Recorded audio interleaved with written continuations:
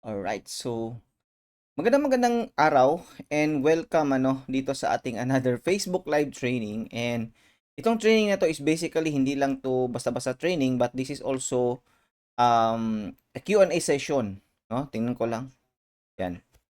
So, live tayo and kaya natin ginagawa din ito is not basically is not for the lang, hindi lang basta makagawa lang ng live training, kundi maging Q&A session na rin natin, especially sa paggamit ng Cosmic Lab Store.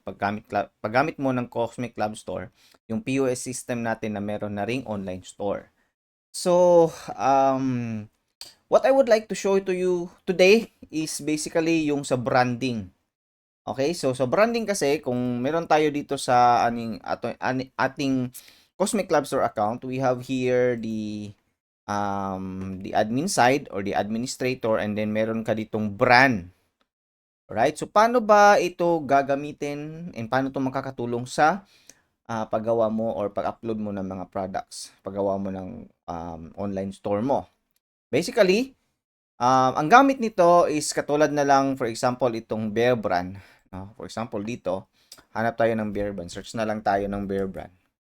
So basically, this is going to be for the variant or variation. Mag-upload ka ng mga merong different kinds of variant na product. Halimbawa, itong Bear Brand. So, kung titingnan mo, ito ay Bear Brand Swak na 33 grams. Yan. And then, meron ka ditong variants. So, merong Adult Plus, merong 1.2 kg. And kapag i-click ko itong 1.2 kilograms, mapupunta siya doon sa page ng 1.2 kilograms. Okay? So, paano gagawin? Like for example, marami talagang variants. Like for example, meron kang certain product na ang product na yon is merong iba't ibang kulay, merong iba't ibang sizes, no, merong iba't ibang variant din or name. So, example natin itong labubu. Alright? Itong labubo. So, basically, if you gonna see this one, meron tong iba't ibang klase eh. So, itong ipapakita ko sa inyo na types or klase is ito. Na download ko is, yan yung one of the kinds na, or one of different of variation. So, basically, we have here different names, no, ng labubo. Pero, meron din akong nakita na sa ibang platform, sa ibang social media, sa social media ng ibang account is, meron din iba't ibang kulay. For example, itong baba. Meron ding iba't ibang kulay ng baba. Ng CC, ng ZZ, so on and so forth. So, paano ba yon? Paano ba yon i-upload doon sa iyong Cosmic Lab Store account para meron kang different variation? So, punta tayo ng Cosmic Lab Store. So, and then, dito pala. And then, we can upload that one.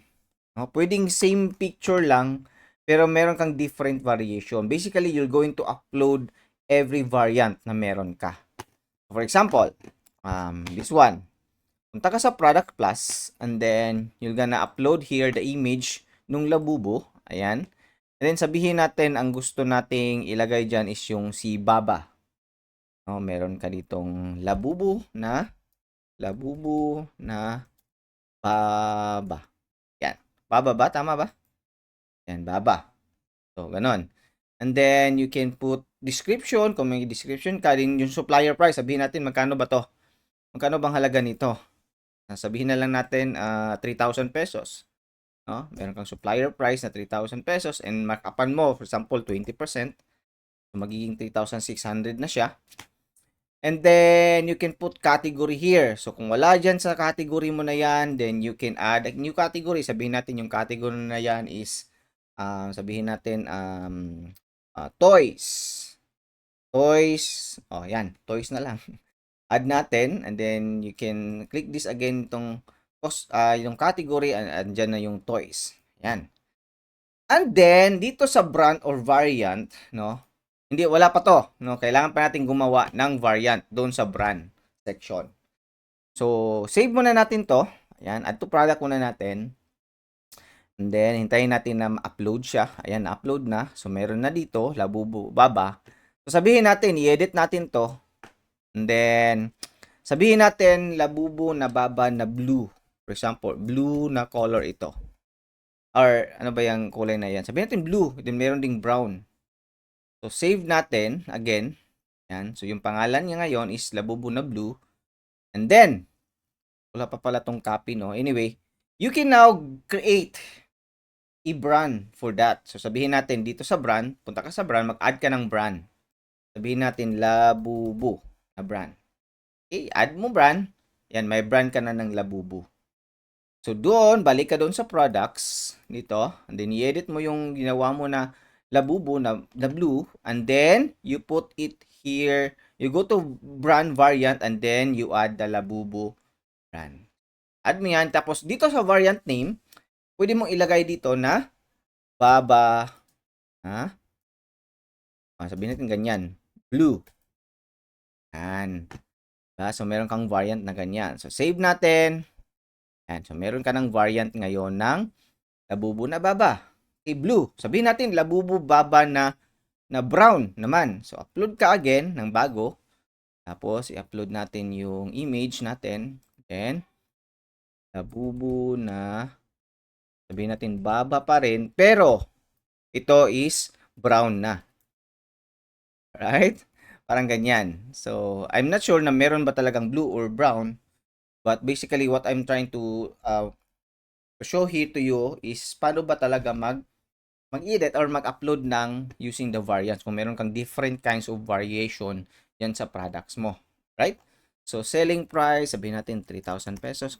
Supplier price, tapos meron kang markup na 20%. And then, sabihin natin yung category, same pa rin yung sa toys. Yan, toys. And then, sa brand. Then, ilagay mo pa rin sa brand na Labubu. Okay? And then, sa variant name mo, sabihin natin Baba na, hindi na blue, brown na ngayon. Kasi nga, brown to di ba? Brown. Yan. So, save natin, add to cart natin. Tayo natin na mag-upload or makompleto yung pag-update or pag-upload ng produkto. No? And then, once done, medyo matagal.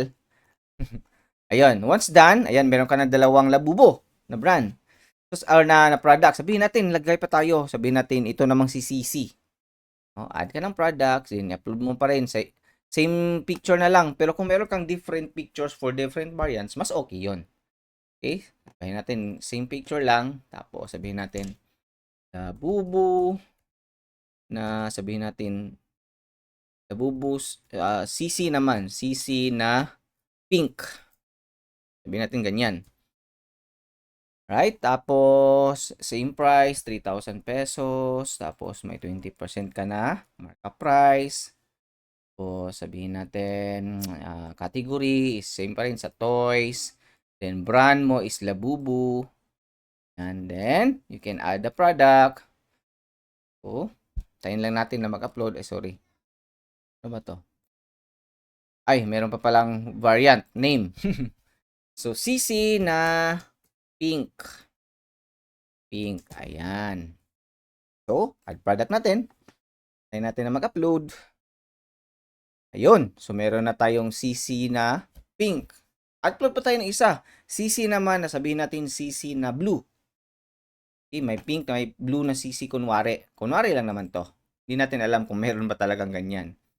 So, Labubu na CC pero hindi na pink, blue na. Okay, so kopyahin lang natin to kasi ilalagay natin ito sa baba. So, supplier price is same, 3,000. Then, meron kang 20% na markup. And then, category, same pa rin doon sa toys. And then, Labubu pa rin yung variant. Then, yung variant name is CC na to blue. Tama na to, blue. So, let's upload. And then, ano na yung finished product nito? So, tingnan natin ano yung finished product nito. So, as you can see here, kung punta tayo ng home, and let's search for Labubu. Ayan. Yan, meron kang 4 na Labubu, di ba? But if you're gonna click this one, like for example, Baba Blue, di ba? So, sa baba, sa variation nito, ba't hindi pa na-add yung mga iba't ibang variation? So, let's log out lang muna kasi hindi na-add yung ibang variation. Para at least makita mo kung paano ko siya ginagawa. So, tingnan natin ha. And there you have it. For example, Labubu na Baba na brown. So, andito na yung variation nung lahat ng Labubu na in-upload natin. So, ito is brown to. baba na brown. So, kung gusto ko ng baba na blue, ito lang i-click ko. Ayan, na-change siya. Kung meron kang exact pictures ng blue, din maganda. I-upload mo doon. Gusto ko CC na pink. Ayan, so CC na pink. Sabi ko, CC na blue. Ayan. So, meron siyang variation ngayon. So, kahit ilan pa yung variation mo by colors, by sizes, by variants, or by ano ba, by flavor. Kung may flavor siya, then you can do it here unlimitedly. Right?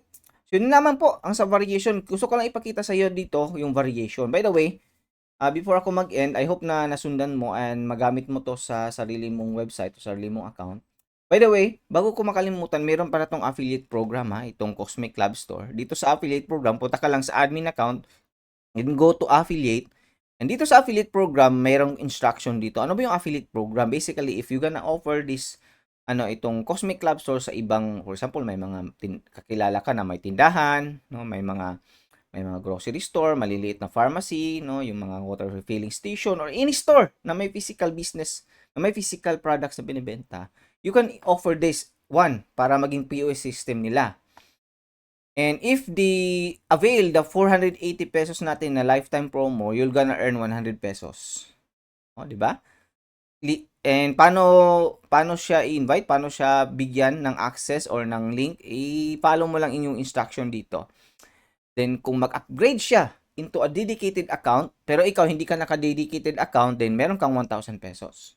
Pero kung ikaw is naka-dedicated account, and at the same time siya is nag-upgrade sa dedicated account, then you're gonna earn 4,000 pesos. Alright? So, I hope na makakatulong itong affiliate program, lalong-lalo na kung meron ka ng Cosmic Club Store account. And kung wala ka pang Cosmic Club Store account, merong link dyan sa baba or sa description nitong live video na to, or maybe recorded na video na to, para makapag-register ka. Alright? And merong guide dyan sa loob ng system natin. Thank you and have a great day. Bye-bye.